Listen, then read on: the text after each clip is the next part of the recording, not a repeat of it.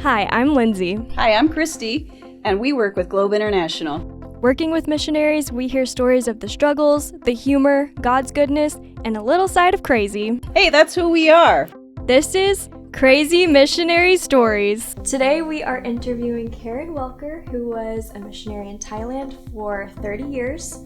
So Karen, will you start out by telling us what you were doing in Thailand? Well, at first I worked with Youth with a Mission in a refugee camp. I'm a registered nurse, and I had been a nurse for a long time before I went there. And I worked in the refugee camp, which was a Cambodian refugee camp in Thailand. So I did a number of things. I was a principal of a healthcare school. The worst thing I ever did, the most difficult thing I ever did, was to evaluate low birth weight babies every week. Wow. I did mother health. I did community assessment. So that's what I did at first. And then I went to learn the Thai language because, as the Khmer said, "Oh, you know many words, but you cannot speak." I was missing a key factor in Asian languages. That was a long vowel and a short vowel. A long vowel in English is A, E, I, O, U, and a short vowel has a different sound. Well, that's not true in Asia. In Asia, a long vowel is said for longer. Oh. And a short vowel is said for longer. So when I would try to talk to the mothers in the low birth weight clinic, I would have to have an interpreter who would interpret my Khmer into real Khmer. It was kind of funny. It was kind of That's funny. So can you give us an example of like a longer and a shorter vowel? Sure. Ya. Well, it's also tonal, but ya and ya. And that means two different things. Yeah. But it's also tonal, so that makes it fun. So ma, and that's a short. I don't know, that's a long one, but it has meanings of dog, horse, come, all kinds of different things. So it takes a while. So after I did the refugee camp for 2.5 years, I went to language school. Yes. After 2.5 years. Yeah. Wow. Well, the funny thing was when I worked in the refugee camp, I lived on the border. We were 0.5 kilometer from Cambodia. And there was, obviously, the peace agreement hadn't quite come through yet, which is why there was a refugee camp. So we couldn't go out at night or do all this stuff. But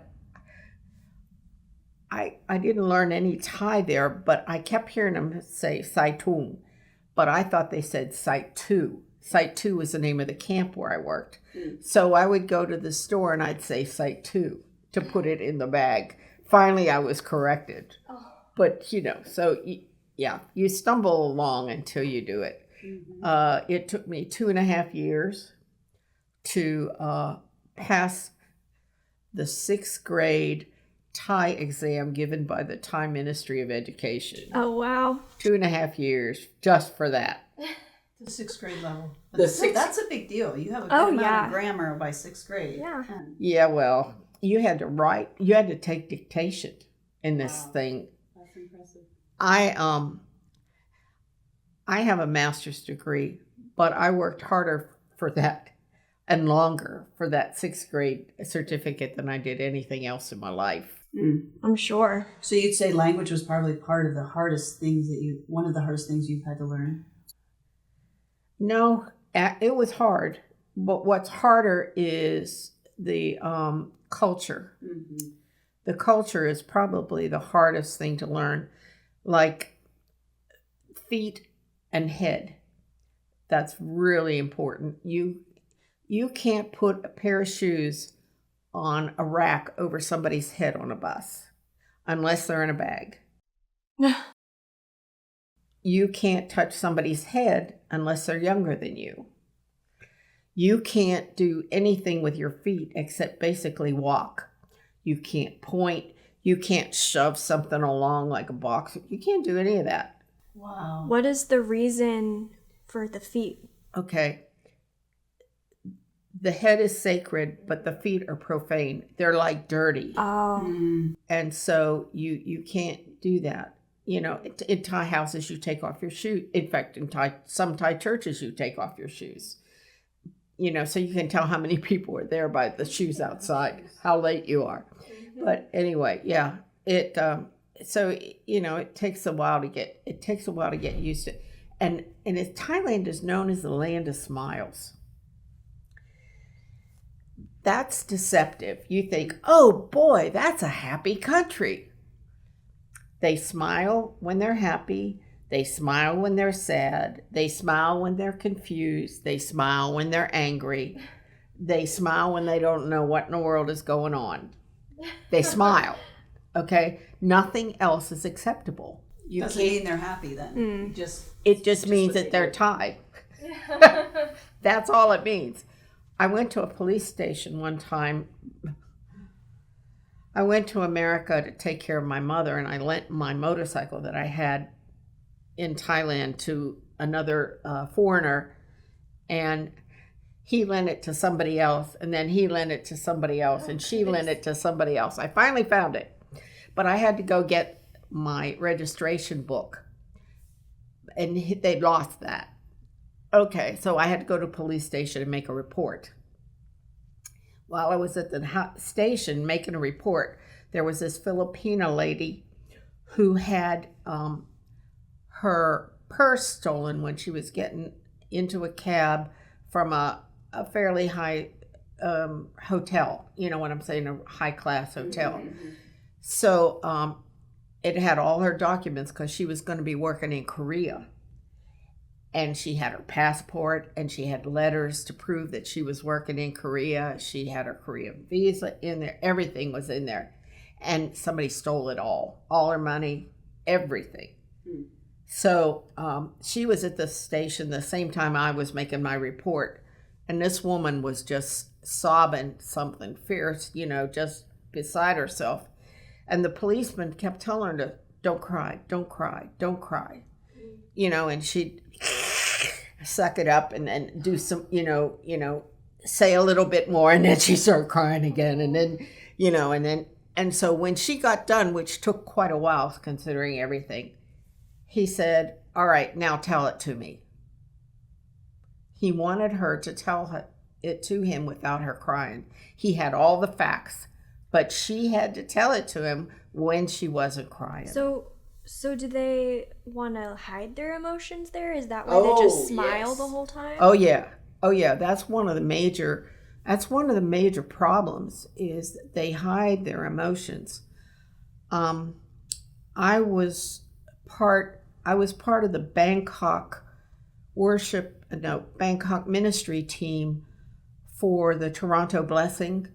The Toronto Blessing came to Thailand, and I was on the ministry team, and one night we prayed specifically for women. And I swear to you, I have never had so much mascara on my clothes. One woman grabbed my shoes. I mean, God just worked a lot that day, but they hide everything. This isn't really very good, but I'm going to tell you anyway. Okay. A car salesman who was also had been a minister helped my friends get a car, but they left it in his name because they were short term. Well, they gave it back to him. He let somebody use it, and they stole the car. And then he wouldn't give my friends the money that they had paid him for the car back. And I went to him several times, and I was just like so frustrated by the fact that he would not, you know, that I went there purposely to make him mad. It took a while, but I did. But, you know, it's like they just don't show it. Basically, I think what made him mad was I asked him, "Are you a Christian?" Because, yeah. So anyway, so Thais are emotionally bound up beyond all belief. When I went there in the early 90s, 1990, it was late 1990, it was December. But anyway, there was no AIDS in Thailand. That's a lie. Okay? But the official word was there's no AIDS in Thailand. One of the police chiefs made the horrible mistake of saying that there were brothels in Thailand. There are no brothels in Thailand, despite the fact that everybody knows that people go there for sex tours. It's like they just deny everything. If it looks good, if it sounds good, that's perfect. So it's If like it all works, about image. Yeah. If it works, that's another thing. But, that's inconsequential. You have to keep it straight. So we were talking about learning language and learning culture. I imagine you have a couple stories about, mistakes you made or so my question though is, how in the world do you learn culture if they don't tell you if you're doing something wrong? Well, first of all, I went with YWAM, and so they strongly told me about touching people on the head and the foot and that kind of stuff. So I got a basic introduction by YWAM when I first went there. After that, it's just live and learn. So do you have anything you could share with us that can be put out there that we can hear and share? Oh gosh. I mean, this is just real life on the field. Oh, it real is. reality. And did you laugh? Did you cry? Did you when you made those mistakes? I mean, it just happens. I used to clown. I did that for a while, and I was You used to what? clown. In Thailand? Or In here Thailand. So you dress up as a clown? Yeah, I was watermelon lips. Maybe we need to have you back as watermelon lips. Watermelon lips died. She died. Do you have any pictures of watermelon lips? Oh, probably somewhere. You need to send us that. Oh. Put it in we'll pop it in here. No. We're going to edit this part out. I'm telling you that. So anyway, I was doing this watermelon lips thing for a youth camp. And at first they gave me they told me you have a half an hour. And then they told me you have an hour. And then they told me you have 20 minutes. So, the planning goes like this. So I get up there with my clown stuff on, and I know clowns aren't supposed to talk, but I was talking. And what I did was a takeoff on Disney World. Disney World Epcot Center has, in England, every country in Epcot Center has a thing. And England's thing was street players. So they go out and grab a crowd, and then they tell a story, but they tell it in a funny way so that, and they get the people visiting to act it out. And so, it's fun. So I thought I would do the story of redemption from Genesis to John 21 that way. In 20 minutes. I had an hour, so I'm going back and forth. Well, I get to the part where Jesus dies. Now, here's two words: gan gain, gan cane. Sound very similar. Yeah, one is trousers, and one is cross. So I said, Jesus dies on the pants. I didn't have to laugh, everybody else did. Those are the kind of things where you just, You want the earth to swallow you. Yes. Yeah. Well, and I figured, well, what the heck? Yeah. They know that first of all, they know I'm a foreigner, and second of all, it was kind of fun. Now, something for culture that I did when I also taught English sometimes. at the university that's another time later on. And because they're always afraid of losing face, I said, all right, I got to deal with this. How do you correct someone then? Well, so I told everybody at the beginning of the class, I know that you're afraid of losing face. So I want everybody to take your face off. And we all walked outside and I said, here's a box. There wasn't a box, but here's a box. Put your face in it. You cannot lose it. It is outside the classroom.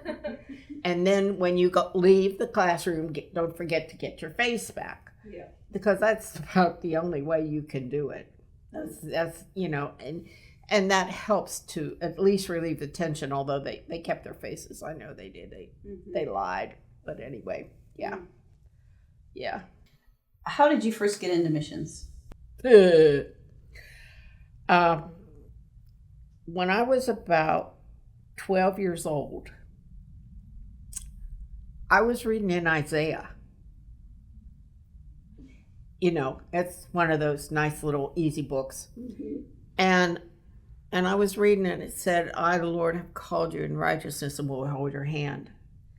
And I just knew I was going to be a missionary, and I knew I was going to be a missionary nurse. In Thailand?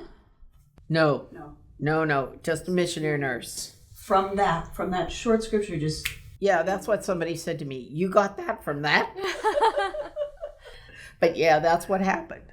Wow. So from about the time I was 12, I just knew. So my whole life plan was diverted that way. So when I went to high school, I took Latin, just different things. And I read every nursing book. There was this group, there were two, Sue Barton and Terry Ames, and they were student nurses, and it followed them through their career, and I read all of them. So I knew what it was going to be like to be a student nurse and a nurse. That was just wishful thinking. But anyway, I enjoyed the books. But that's how I became a nurse. So, all right, this will be my age. This will tell you my age. But I graduated from nursing school in 1972. Prior to that, I'd been to Bible school, and they said that a nurse in Thailand, in Colombia, said you need a bachelor's degree. Well, I made 2 abortive attempts to go to nursing school to get a bachelor's degree. Crummy places. I just was not willing to jump through the hoops. But finally I did. So while I was called when I was 12 and I was a nurse when I was 21, I didn't go to the mission field till I was 40. Yeah, so you took it seriously, and you weren't, but at the same point in time, you weren't just chomping at the bit to get to the field. You studied.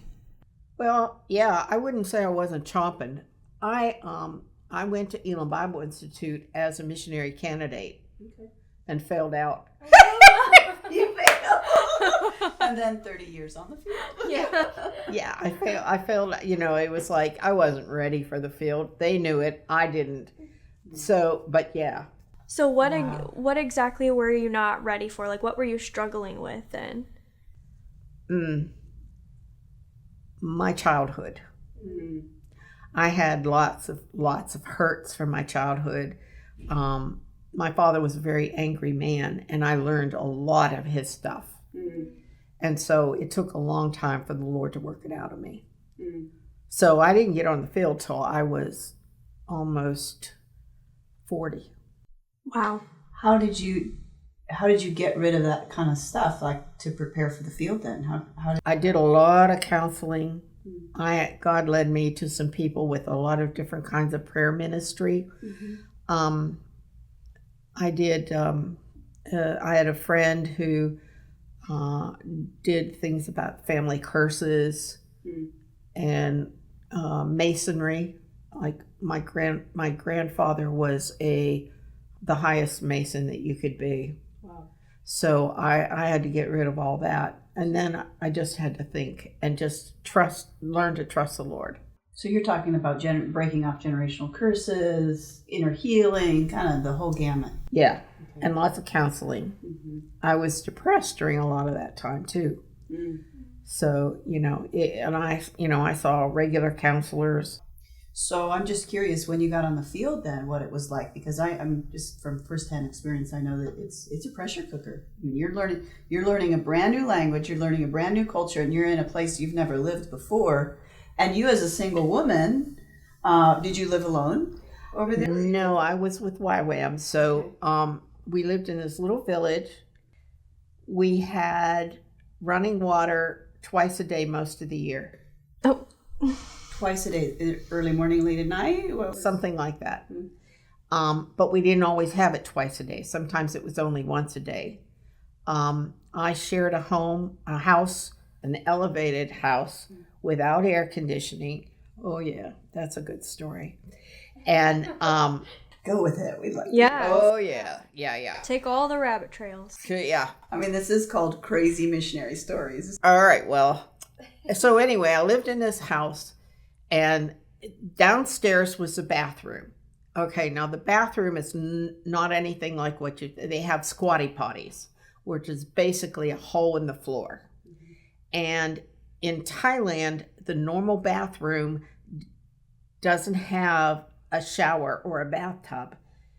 Well, they have a shower, but the water runs on the floor and then it goes to the drain somewhere on the floor. It's not an enclosed area where you can get your feet dry afterwards. No. This is it's a wet area. In fact, some people have shoes that they wear into the bathroom and they're just bathroom shoes. So, I lived, and usually there were about 4 bedrooms upstairs. I had a single bedroom, a fan when the electricity worked, which was pretty good, but not great. And so one day, one of my housemates had dengue fever, which is called breakbone fever. And she was home during the day, which we're not usually there. In that particular house, where the squatty potty was, the drain was directly underneath the squatty potty. So anyway, my friend had dengue. She went downstairs during the day about 2:00, and there was a large snake crawling up the wall. I mean, it was like 5 foot long. Oh, Like no. a boa constrictor. I don't know what it was. It might have been a cobra. We had cobras in that village. I don't know. This is the bathroom, so she went down to use the bathroom. That's right. She went down to use the bathroom. She sees this snake Climbing the wall. She screams and shuts the door, but you can't lock the door from the outside. For the outside, you can only lock it from the inside. So she runs to the main house, because we had several houses because it was a large team. And by the time she got back, they couldn't find the snake. Oh There no. you go. That's it the was going worst. up. It went up. I think it was headed to the water. Because the water only ran a couple times a day. There was like some sort of this was a ceramic tub. It was probably going up to get water or something. Well, I heard that story, and I was in my early 40s, and I had to go to the bathroom at night.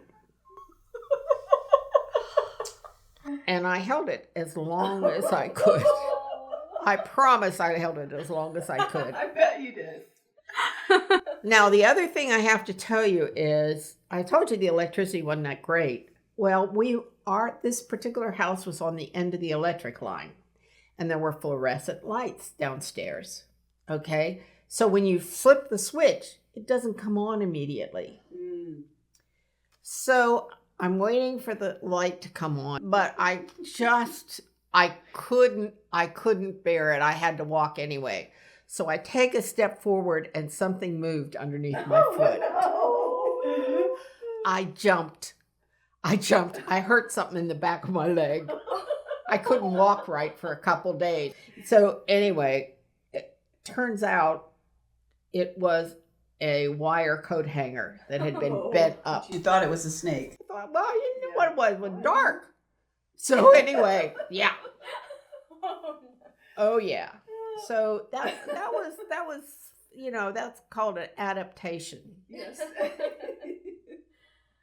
It was a kind of warm zone. War zone, you say?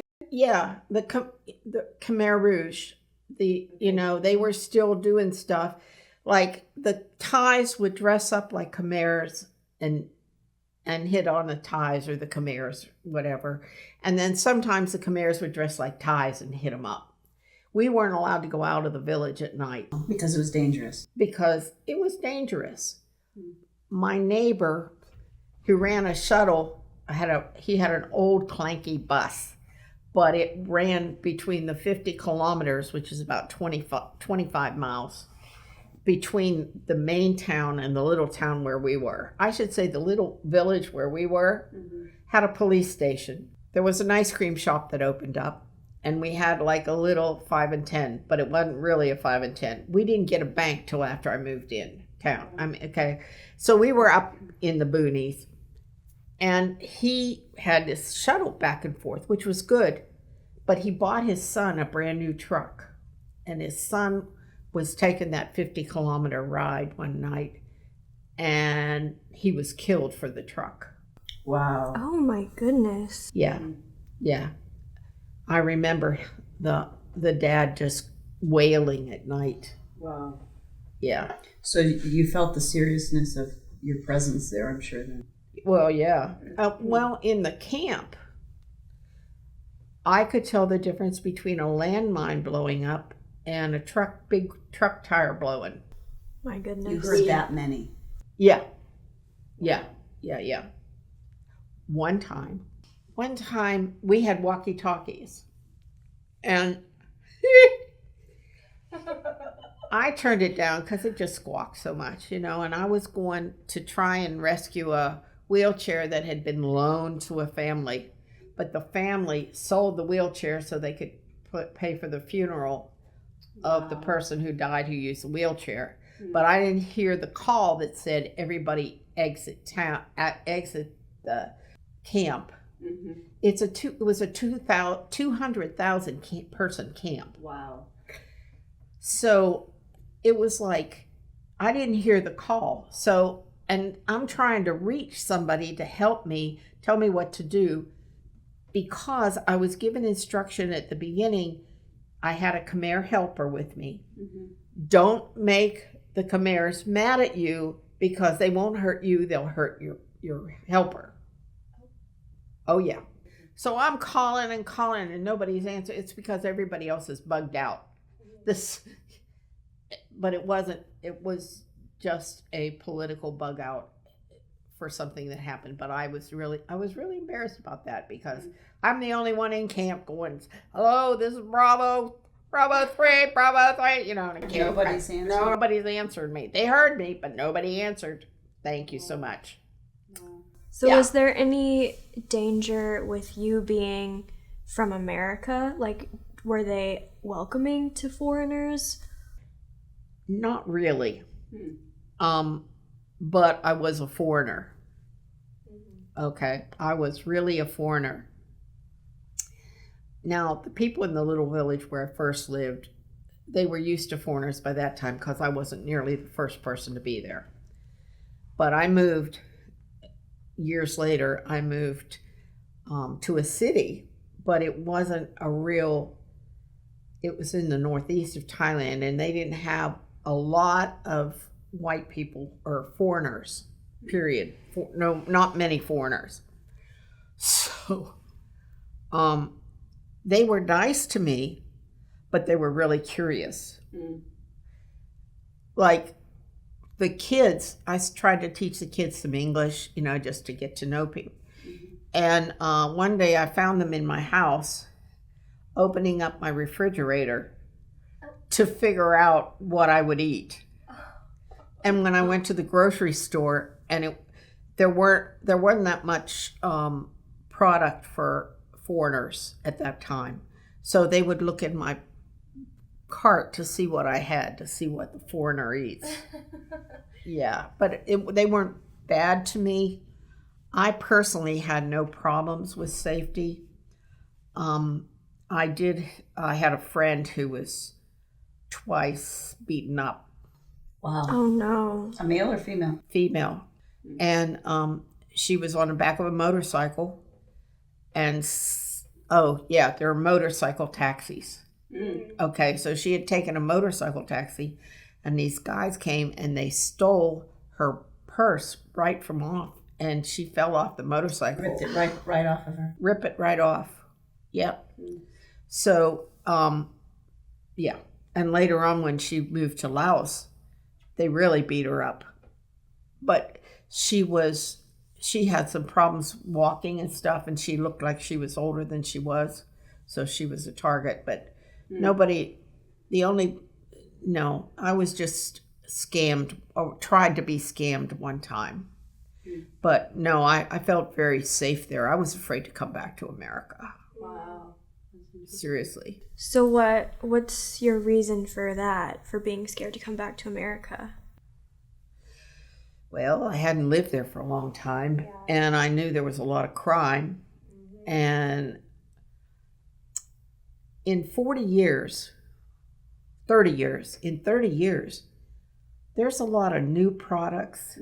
Oh, yeah. When I went to the grocery store, I couldn't even figure out where to look for stuff because I forgot. The Thais have a different way of classifying things, so when you go to the store, you know where to look. I had to relearn even just that.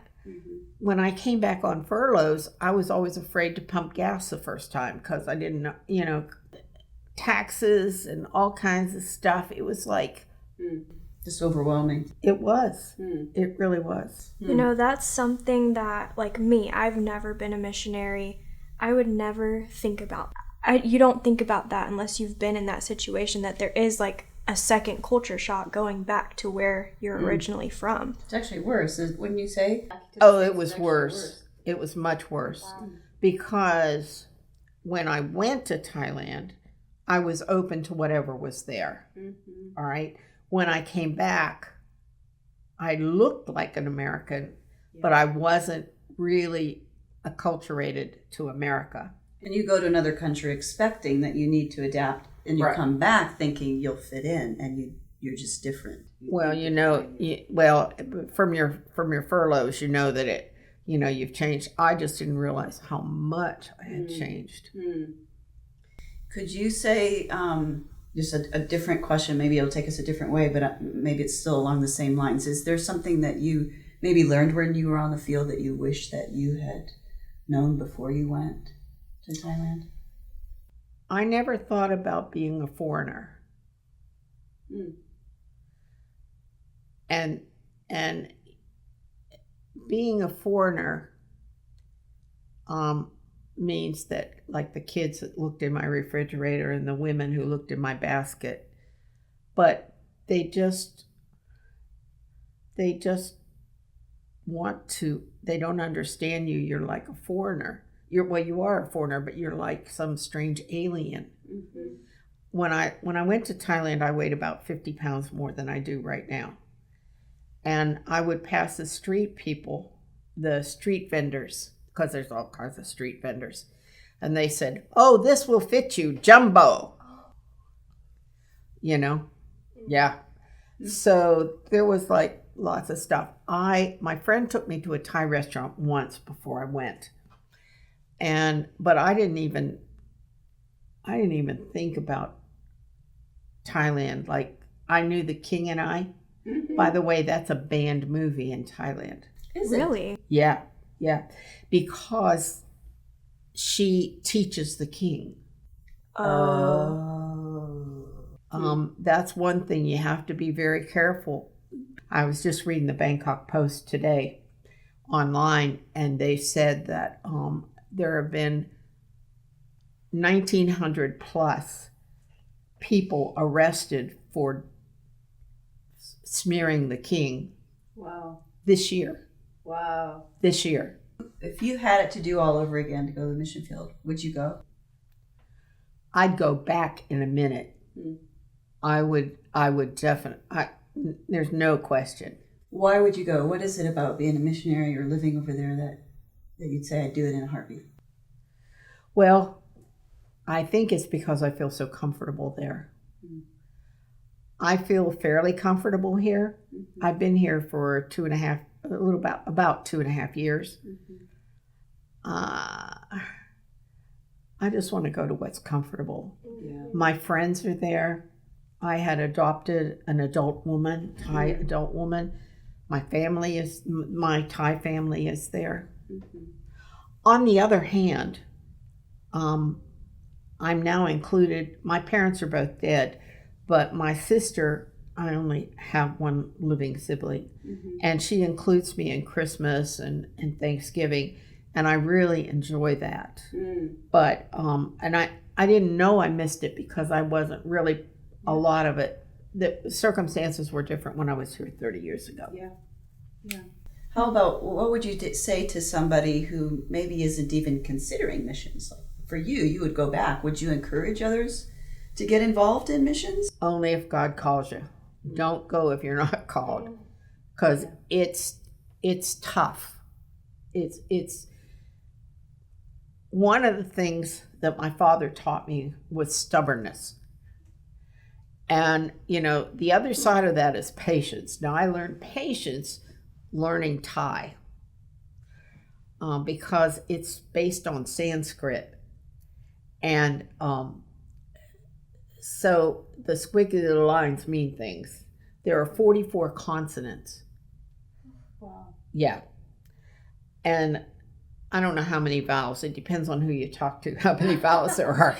Wow. Because they combine some of them. So do you count those as different ones than this one? But stubbornness. It took the stubbornness out of me. I mean, it helped. You were persistent, but you kind That's- of refined as you were there. Yeah, I was refined. Yeah. I wonder if that holds true for most missionaries, that we're a stubborn breed. Maybe. I will say this, because I was persistent, stubborn.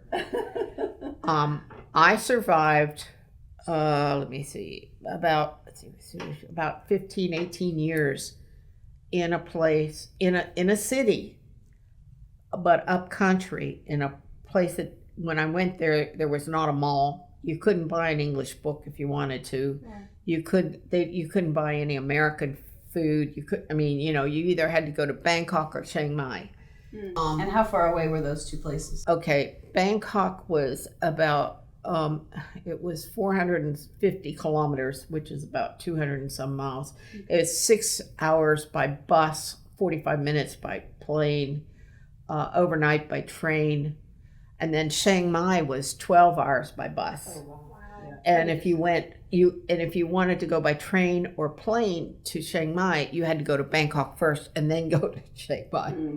So so you were out far. Yeah, I was about an hour and a half from Laos, from the Mekong River. And you say for 18 years? Yeah, about that. Yeah, a few years after I went there, we got them all, and so we got we got a bookstore with English books, and we got one or two stores that started selling some American products. Now we could go to just to the last city across the border from Laos, and they would have some goods, because the Laotian, the people in Laos, the missionaries or the foreigners living there would come across, and that was a market for them. So we could do that, but pretty much no. It was tough. A lot of missionary families didn't survive. By that you mean they came back to the States, not that they died. Well, okay. What they did was, some of them went back to the States. Some of them went back to work as a pastor in America. Another one went back to get some training so they could come back. But they also left because they didn't learn the language. It's huge. Yeah. It's key. It's a key. You have to learn the language. So that's a gold nugget right there. You have to learn the You have to learn the language. How are you going to communicate? Yep. Now, another key is, if you have a car when you first go over there, you miss out on so much. I agree. I fully agree. When I lived in Bangkok, I didn't have a car at all. Of course, that was a positive thing because the traffic there is, that's all I'll say. But there are various forms of transportation, public transportation, but you have to walk to it. So you get to know people, you get to know things, and that's really a key thing. Not having a vehicle right away is important. I think important. Yeah. Did you see God? I imagine you did, especially if you lived so far out. Did you see God do miraculous things? No, No. really.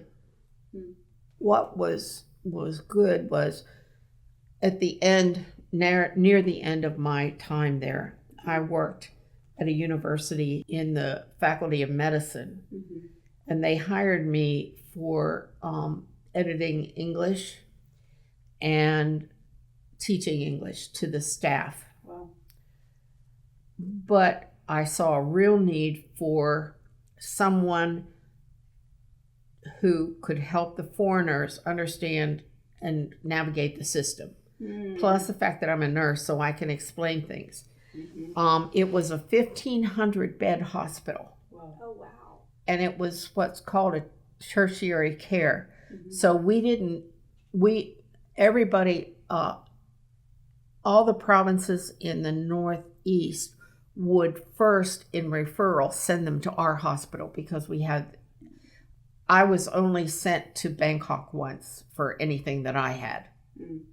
And actually, I wasn't working at that hospital at the time.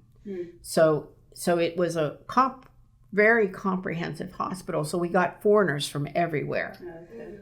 And they would have Thai wives who may be able to speak the language of that person, because it wasn't just Americans or British. There were Dutch and other Germans, and and I'm not that lingual. So, but I said, look, you need to let me work to help the patients. And so in that regard, I was able to lead people to Jesus before they died. Wow. And so that was a really good thing. Yeah, but you weren't necessarily working with Thai as you were doing that. You were working with the foreigner in Thailand. Yeah. Now I did pray with a couple Thai people as well. Is there a specific time you did that really stands out to you? There was one lady who was dying, and her family was coming over. I think she was from England. I don't quite remember. But I prayed with her and led her in a sinner's prayer before she died. And when her son got there, he said, "Oh, I wish I could have seen her before she died." And I said, I prayed with her to accept Jesus. And he said, "Oh, thank you," because he was concerned about his mother's salvation. I'm sure he was so grateful for you to be there. I was always glad to do that. That was what I like to do the most. It's one of those gold drops among all the raindrops. There were lots of raindrops. Well, I think as we start wrapping things up, we have another question for you. Can you tell us the craziest story that you can think of that happened while you were in Thailand? It can be funny, it can be crazy serious, just something crazy. Yeah, okay, crazy story, funny story. The first year I went and I lived in this place up a country. Now I had a townhouse, so it was nice. But the townhouse didn't have a kitchen. Okay? It didn't have a kitchen at all. So, no sink, zip. No refrigerator, all kinds of... It's not like there was one outside. It just didn't exist. It didn't exist. Wow. It didn't exist. Some of them had them. Even the new houses. I was looking at buying maybe a new house. There were no kitchens in the new houses. The brand new houses. Why is that? Because a lot of them are outside. And because if you're alone, it's cheap to buy food and bring it in. Oh, they don't expect that you'd be cooking. Yeah. But if you have a family, it's cheaper to have it in. But I was alone, but I still did it. I made a kitchen. Well, Thanksgiving was coming. Okay, Thanksgiving. you need a turkey. Turkey was about $8 a pound or more, if you could find them. The last year I was there, or the next to the last year, because of COVID, there weren't any butterballs coming in. Now, butterballs came after I first went there, but we had butterballs, and I got used to it. That was nice. But I went to this grocery store in the mall, all right? The best grocery store in town, most expensive, to get a turkey. The turkey looked like he had lived in Auschwitz. No. It was like there was more bone on that thing than there was any kind of meat at all. You know, one of those rubber chickens? That's basically what it looked like. It was, but the rubber chicken was bigger. I'm telling you, it was nasty. Well, you didn't have to pay as much for it then. Didn't weigh as much. Are you kidding? Well, you didn't pay as much, but you weren't getting much food at all, but it was still $9 a pound. So anyway, so you have to have a turkey. Well, there weren't any turkeys there. I made chicken instead. So I bought 3 chickens and put them together and made them like I make them for turkey for Thanksgiving. Okay, that's out. Okay, what do you need? Cranberry sauce. Have to go to Bangkok to get cranberry sauce. It's no cranberry sauce anywhere else. There is no DoorDash or anything like that either. So, okay. And I didn't know anybody well enough to ask him, when you go, would you bring me back something? Speaking of which, someone one time when I first went to Thailand asked me to bring back some chocolate chips for her. So I did, but I didn't refrigerate it. So so they were all melted together when I got there. Yeah. I made yams, and that was all right. They had purple yams. And then for the pumpkin pie, forget Libby's, okay? There are no canned Libby's there. You have to buy a pumpkin. And did they have pumpkins? They do have a lot of pumpkins. You have to buy pumpkin. Then you have to steam it for 15 forevers, because it's like... And then I had, okay, so what do you need? Nutmeg, cinnamon. Yum. Can't find it anywhere. You know where I found it? Chinese medicine shop. Oh, really? But it wasn't powdered. It was cinnamon sticks and nuts of nutmeg. There's another spice. I don't remember what it was. Clove, maybe? Huh? Clove? Yes. Gotta get real creative. Yeah. You have to, you know, From scratch, really. You just have to find everything. And... Yeah, you have to dig down deep for that scratch, too. You know, and I had to make a pie crust, which I had never made before, because why would you do that? And you were doing this all for you, or? I had invited a few. I love Thanksgiving. I had invited a few friends over. But yeah, I mean, I don't know that I would have done it just for me. But it was. It's a lot of work. Yeah. It was several days' work. Yeah, and if you'd never made a pie crust before. Oh, yeah. And the oven. Oh, let me tell you about the oven. The oven doesn't have a thermostat. What? Yeah. So how does that work? Well, you have to figure out what the ambient temperature is in your house, and then you have to turn the dial to bring up the flame to what you think you might be good for that. Oh no. And then you buy a thermometer, you know, and you put it in there and you hope to God that the thermometer's right, because because you're not really sure about that either. And that's how you do it. Yeah. So did that meal turn out? It did. It was a good meal. I will pray to God that I never have to do that again, but I could do it again if I had to, but I would not want to. Yeah. Yeah, that was interesting. So thinking about cooking and living overseas, just an off the cuff question, did you wash and reuse Ziploc bags while you were there? The plastic, when I worked in the camp, the Khmer would sell soda pop in plastic bags, and I was told never buy it because the Khmer wash out the plastic bags and use them again. You have to remember that there's AIDS all over the place too there, so you just can't do that. But as far as Ziploc bags, oh yeah, you reuse everything because everything is a lot more expensive over there than it is here, and a lot less available. That's probably the key. It's really not available, so you end up hoarding. It's interesting. You know, I'd go back today and be very happy. You were adopted into a family, or you adopted? I adopted an adult woman.